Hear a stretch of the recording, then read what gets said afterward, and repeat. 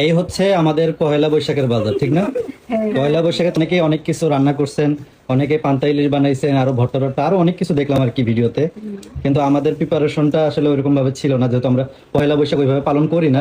তো পয়লা বৈশাখে কিন্তু একটা ভিডিও দিছি, দেওয়ার পরে অনেকেই কমেন্ট করতেছে যে ভাইয়া এগুলো করেন না, এগুলো করা হয় না, বা আপু এগুলো করেন না।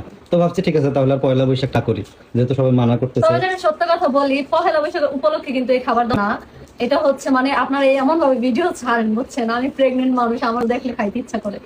হ্যাঁ, তো এগুলো ভিডিও দেখার পর আমার কাছে মানে এত খাইতে ইচ্ছা করছে যে সবাই খাইতেছে, তাহলে আমরা একটু খাই, যেহেতু বড় ইলিশ মাছ আছে। পয়লা বৈশাখ উপলক্ষে অনেক ভর্তা টর্তা অনেক শাকসবজি করতেছে।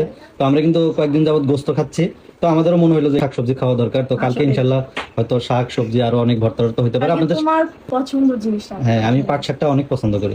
আরে দেখেন পয়লা বৈশাখের শুকি, আর ইলিশ মাছ আমাদের ঘরে আছে, আমরা এর আগে কিনছিলাম, অর্ধেক খাইছি আর অর্ধেক আছে। মানে সব অল্প অল্প আনছি, যেহেতু অনেক কিছু রান্না করবো। হ্যাঁ, কালকে মানে পয়লা বৈশাখের মতো একটা ভাইব থাকবে আর কি। ভর্তা, তারপরে ইলিশ মাছ, শাক ভাজি এগুলো থাকবে, বাঙালি খাবার থাকবে। কারণ আজকে গোস্ত খাইছি তো ভালো লাগতেছে না, ঠিক এই না? যে করলা আনছি, এই রাত্রে বেলা খাবারই মন চাচ্ছে না। সত্যি কথা। তারপরে আলু আনছি, আলু ঘরে কিছু আছে, আলু ভর্তা করবো কালকে। আর হচ্ছে শাক ভর্তা মজা লাগবে, ওই যে কি শাক জানো? পাট শাক, হেলেঞ্চা হেলেঞ্চা শাক। শাক। হ্যাঁ, হ্যামচা শাক, হ্যামচা। হেলেঞ্চা শাক। হেলেঞ্চা শাক। আর আমার ওইদিকে কয় শান্তির শাক। শান্তির শাকের ভর্তা খায় শান্তি হয়ে জমগা।